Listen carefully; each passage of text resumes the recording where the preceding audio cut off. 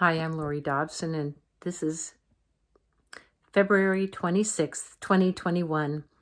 I'm in Bar Harbor, Maine, and I have been doing a lot of studying lately, learning about the sources, the origins of the kinds of powers that have given rise to the economic takedown of a third of our businesses in this country, all in the name of COVID, and the domestic terror that is this economic devastation, and trying to understand it. And yesterday, I was discussing a plague on both houses in my video, where I talked about how things were becoming so much of a pitched battle that both sides are contributing to by the fear, either side, and more clearly defined, pitched against the other, believing this to be a fight with people, the great illusion that we people are against each other as Americans, wanting the same thing as Americans, living in the same country, wanting this country to be peaceful, and yet it's not. And we're the ones that are to blame, according to the people that are telling us this, that have this all under control and want us to believe that we are the culprits here. We, the victims, are the victimizers. So that is a lie. It's being put up and propped up, and has been for a while now. And the tragedy of this is, I'll discuss that in a minute, but I want to talk about how I see the underpinnings of this being laid out when I was listening to a very good speaker. It's in German, so I posted it on my Facebook page. You have to read the subtitles, but it's worth doing, when it describes the laying out of these kinds of powers that were set in place. If you can see it as a steady progression, a foundation being built to gradually, the underpinnings for this have been happening. But I hadn't really seen it myself. I've seen bits and pieces, just, seemingly, somewhat connected, but not how the whole thing ties together. And it is starting to come together to me now in a way that's like hard to. What's hard about it is it's hard to believe the evil intent behind it, and and when I say evil, it's the lack of regard for humans, for humanity, and that can only happen if you have a disdain for people, and if you think that you are of a class above people and can rule them and consider them as beneath you, your inferiors, which I believe that most of our legislators believe. They're taught to be disregarding of people. They're taught to consider their own rulemaking and lawmaking as in their interests and for their personal profit and ability to get reelected in their group, and the lobbyists and the whole business that is Washington, D.C., and with other businesses around the world posing as leadership. So when I went back in listening to this video to the time when Joe Biden was the head of the Judiciary Committee, at the time apparently it was, because I don't remember very well back then. I was busy in motherhood land, but I do remember him actively putting things in place. And one thing that he focused on in the judiciary was setting up the powers of the president to be, in time of a terrorist attack, to have the unitary executive powers were increased. The president would have much more power, which is kind of a sad thing when you think of how little power Biden has now, and how I just heard today 30 Democrats are working actively to try to take the nuclear, the power, the capability that he has as president away from him in his first month of office. It's kind of interesting, isn't it? Get somebody in there so you can do your own quick impeachment on your own guy. You know, it's pretty interesting. It seems like a power grab at this point, especially when you see actual troops roaming the Capitol and permanent fencing going around the building that houses our representatives. Back to Biden here. If Biden was in fact putting powers in place to make the presidency strong, then it would be much more important to be able to control the president from your party. So rather than having, the political parties kind of all of a piece, all wanting their own interests met and vying with them and working that out and making deals and compromising like we're told that they do so well. Not. If in fact the president has that kind of a power, then all of a sudden it becomes much more important to assure that your side wins the presidency, and therefore, at least in this scenario, but at least for the purpose of making sure you solidify your power base.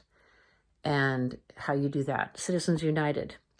So you can spend unlimited amounts of money to make sure that your person gets in, because you're going to want to make sure it's not going to be someone that rises up from the grassroots. You're not going to want somebody that gets power from the people. It's going to be from one of the parties, and you're going to want that person in control. They're going to be able to have control because not only will they be there to control the narrative around what happens with any terrorist act, they could actually be part of creating one to promote and provoke a fear response in people and to make them afraid. And when people are afraid, we know they become more compliant and they tend to do the conservative thing. They don't tend to rise up out of the anger. They tend to shrink back into fear and subjugation and submission. That's what happens in dynamics around bullies and victims and victimizers. We all know that. So Biden puts in stronger powers for the president. The laws comport to help make the president and his party more able to rule, to have their narratives be the prevailing ones. And then you have two parties wherever shortly after Biden did that. Before that so along with all of that, we have the timeline here with the Trade Center bombing, which was 170 people dead in the car park. To that point, they say that they were attempting to take down or who knows, but it was the first major terrorist attack on U.S. soil, with the effect that it gives more power to the president. And then also with the Oklahoma City bombing, which was a devastating attack and kind of used as a, as a pointer to show the kinds of actions that can happen. So we understand, just like with JFK being killed, presidents after him can point to that and or be pointed to that as an evidence of someone who did not follow what he was expected to do, that he charted his own course, and that's what happened. And Oklahoma City, that building, that kind of reaction, that kind of a terrorist type of action could happen. And the time when Biden was promoting this, the danger that he was discussing was the danger of a chemical biological attack, a devastation, and that the president should have more powers to act in that kind of a situation. And not understanding exactly why that has to be the case. I mean, it seems as though we would all work together for the right answers in that kind of a situation. It wouldn't be a partisan political solution. It would be a solution to take care of everybody.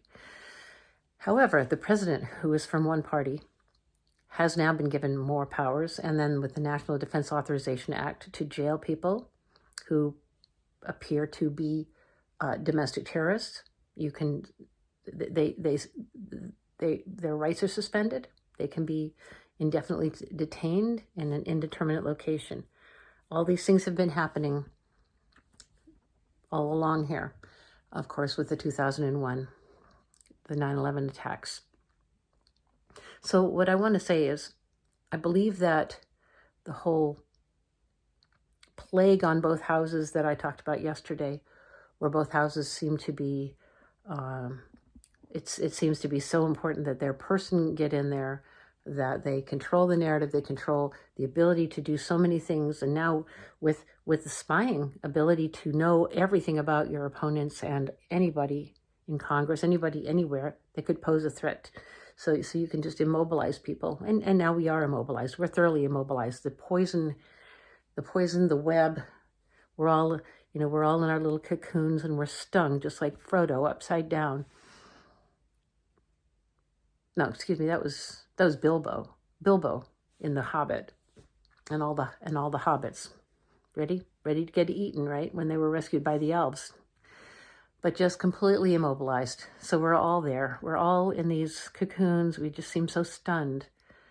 And in Romeo and Juliet, which I was alluding to yesterday in my video, a plague on both houses, because the Montagues and the Capulets were so busy fighting each other, and their children, who nobody was paying attention to, because they were so busy doing their fights and their attacks, and that was the most important thing to them back then in Italy. What happens is that the children don't have a future. They see they can't have a future because the parents are so divided. There is no coming together. There is no common goal. There's no common understanding. There's no place for these children in the earth, in that world they lived in, to live and to have love and to have hope and to have a future. Their answer is what? Suicide, which is a devastation for both sides, for everybody. When we kill off the future, it doesn't seem to be a problem these days. Everybody seems to think it's completely fine to have a culture where children don't believe because of climate issues, or because of economic issues, or because of the instability of the world. And now the whole thing around a virus, and the unknown threat that seems to be attacking us and leaving us helpless. And they see their parents helpless. They see everybody muzzled, and they see them immobilized and arrested in their homes. Imagine how children back in Romeo and Juliet's day would look at this world. Not much differently, I don't think. They would just see it expanded. The kind of power of the two families expanded out to become two parties that run a continent, a whole world. The Montagues on one side, the Capulets on the other. Nobody coming together to understand the common threat. Some understand the common threat. Some from both parties are paying attention.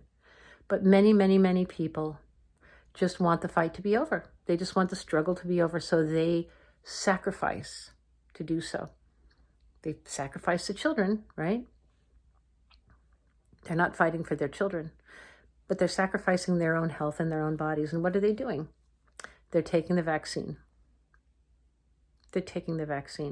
So the fight and the struggle, internal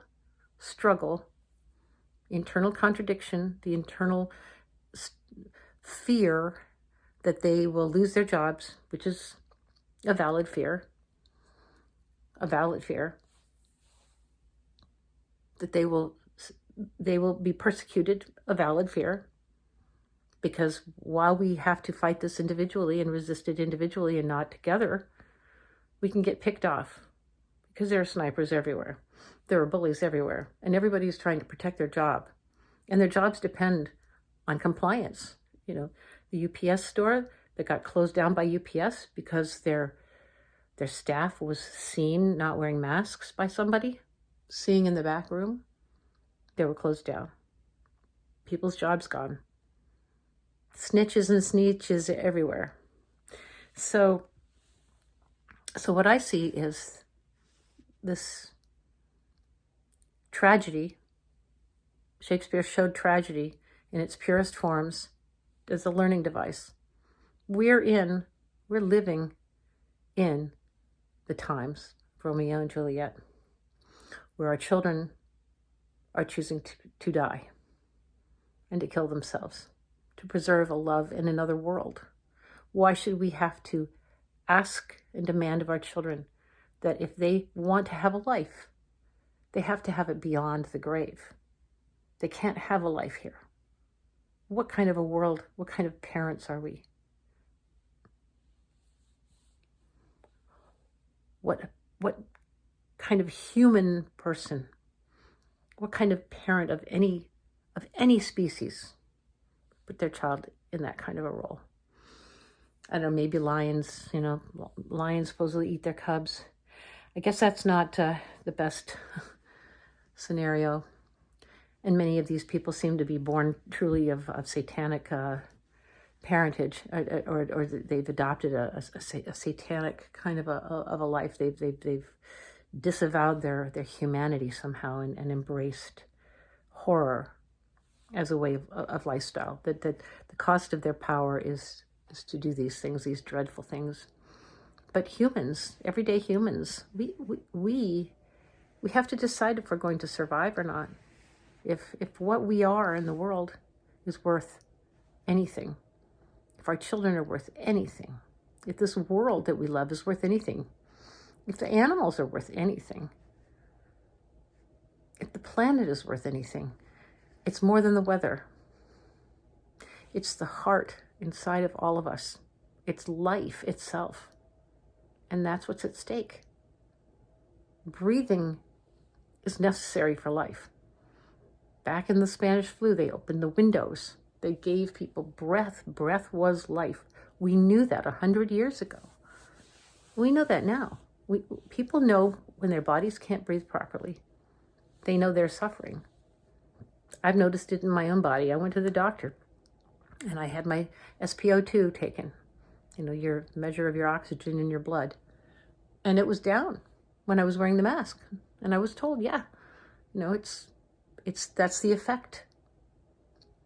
And it's not healthy for me. And the right answer for me is to not wear one. I'm also of the age when it is not advisable. It's not advisable to wear a mask and to further limit your oxygen in your body. You'll cause damage. And apparently they are seeing that. I asked my doctor, and they're seeing evidence of stress illnesses for sure. And you can imagine oxygen issues. People are having, there are diseases of bacterial infections on the rise. Our breath is being tampered with. And our guts need it too. Our whole body, our circulation depends on proper oxygenation, proper respiration. The whole thing depends on our breathing, our oxygen carbon dioxide exchange, so we can get oxygen into our every vessel of our body. It's a very efficient mechanism if we don't tamper with it. The blood circulation, it brings it back. It's pumped around. We get it all through our body, and we're able to have cells that live and thrive. And we do not need to introduce toxins to help our cells live and thrive. We just need to keep our bodies healthy. We need to treat this with proper medicines, and they're out there. There are proper treatments for this. And yes, the New England the Journal of Medicine and the Lancet had to retract their article that said that they did not believe that hydroxychloroquine was an adequate treatment, when in fact they were basing that on a study of I